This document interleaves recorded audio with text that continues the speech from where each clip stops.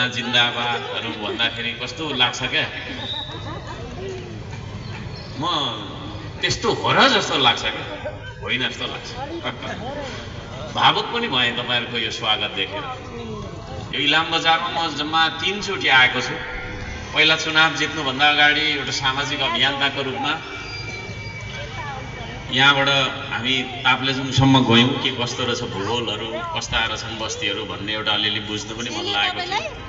र सवारी साधन दुर्घटना नहोस्, दुर्घटनामा अकालमा कसैको पनि ज्यान नजाओस् भनेर ट्राफिक नियमसँग सम्बन्धित एउटा सानो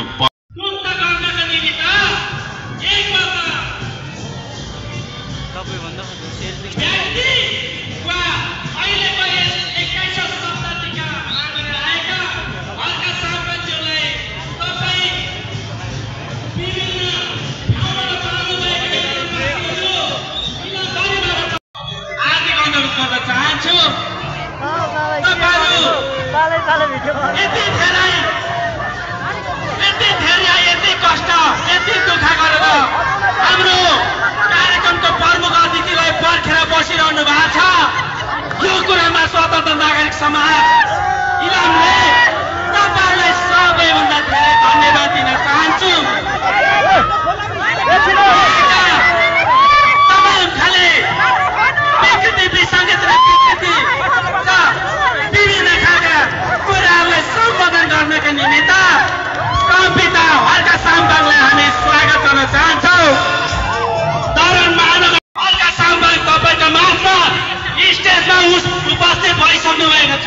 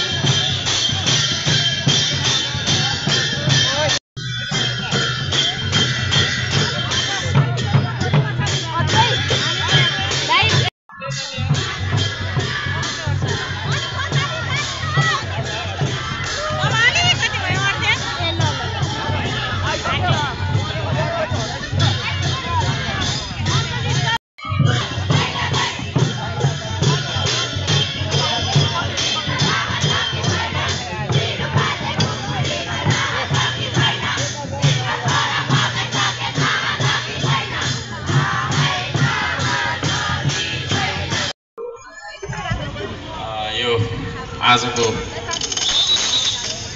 म त सानो भेटघाटमा आएको हो, धेरै मान्छे भेला भइराख्नु भएको छ। यो कार्यक्रमका अध्यक्ष तथा इलामका स्वतन्त्र नागरिक समाजका अध्यक्ष लक्ष्मी राईज्यू, मञ्चमा आसीन विशिष्ट अतिथिज्यूहरू,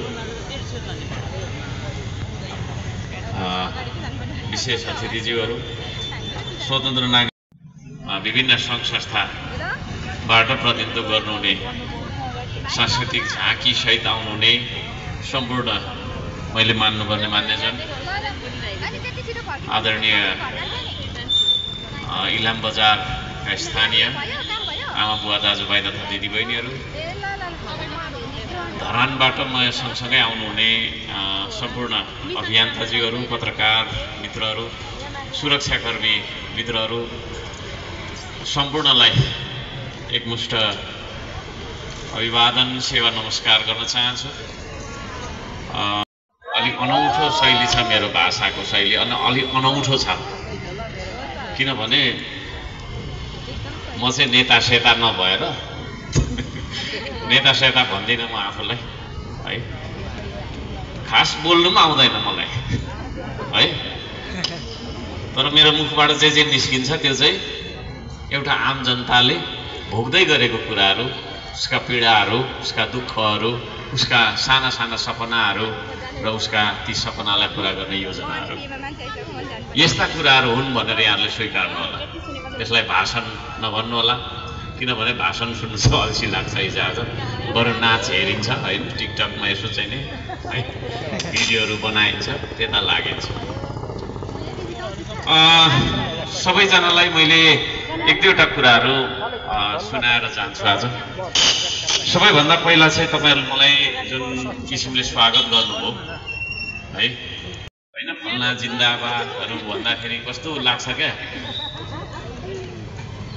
म त्यस्तो हो र जस्तो लाग्छ क्या, होइन जस्तो लाग्छ।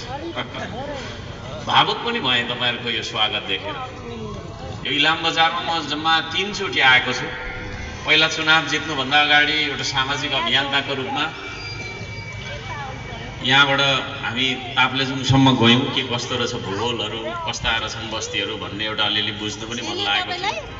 र सवारी साधन दुर्घटना नहोस्, दुर्घटनामा अकालमा कसैको पनि ज्यान नजाओस् भनेर ट्राफिक नियमसँग सम्बन्धित एउटा सानो पहललाई मैले सघाउनका लागि संस्कृतिको पक्षमा केही भन्नुपर्छ भनेर म आएको थिएँ। र आज चाहिँ मैले यहाँलाई अब हामी भेटेर मात्रै हुँदैन, सङ्गठित पनि हुनुपर्छ भन्ने आह्वान लिएर आएको छु।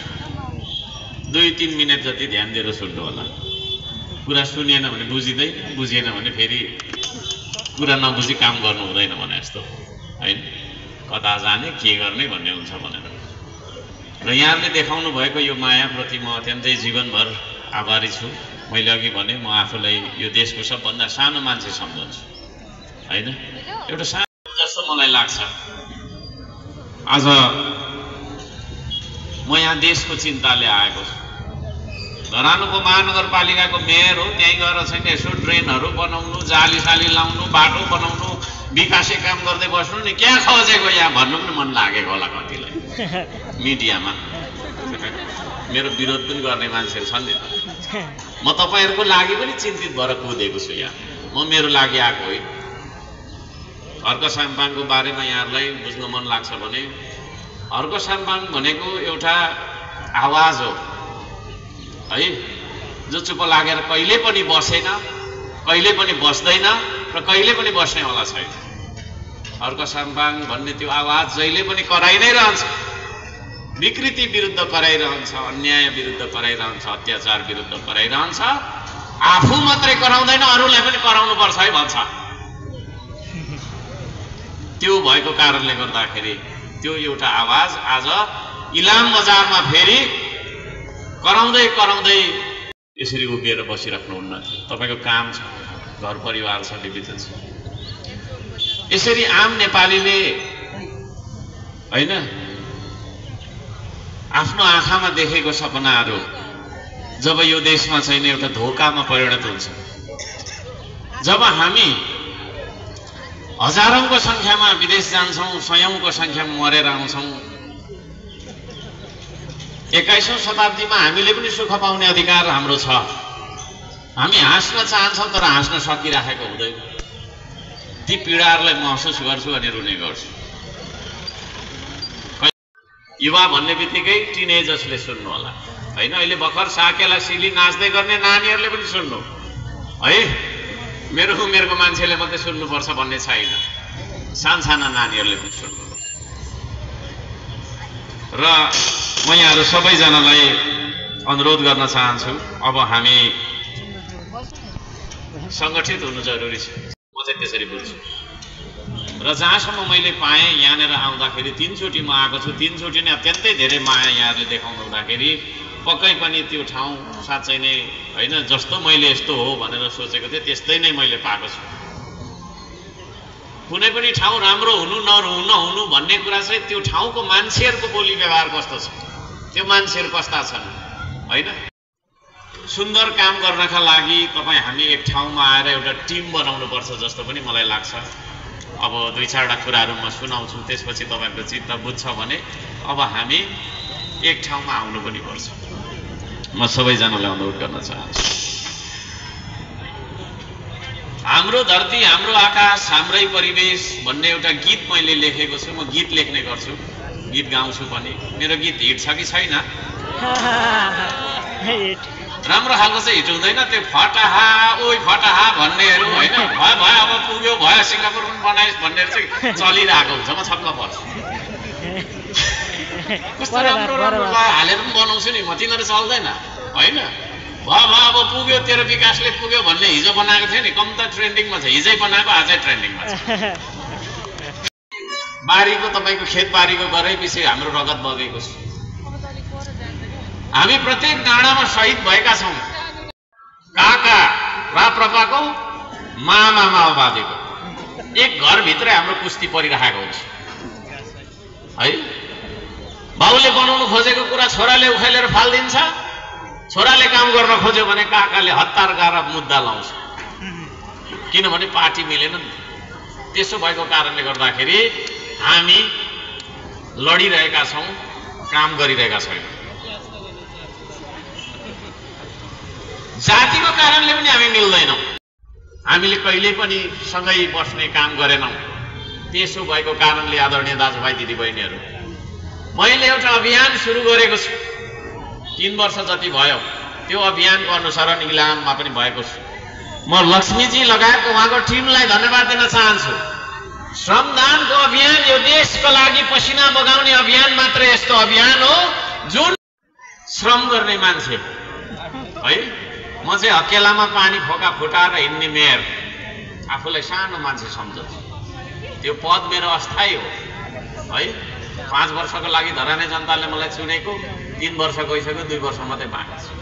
तर म एउटा किसान हुँ है। मैले यो माटोलाई खनी खोर्सी गरेर उत्पादन गर्नुपर्छ भन्ने चेतना सधैँभरि बोकेर हिँडेको मान्छे। तपाईँहरूको हातमा पनि पक्कै पनि कृषिलाई नै प्रधानता दिएर बसेको इलाम, तपाईँहरूको हातमा पनि मेरै जस्तो पानी फोका फुटेको छ होला होइन कि छैन कि है।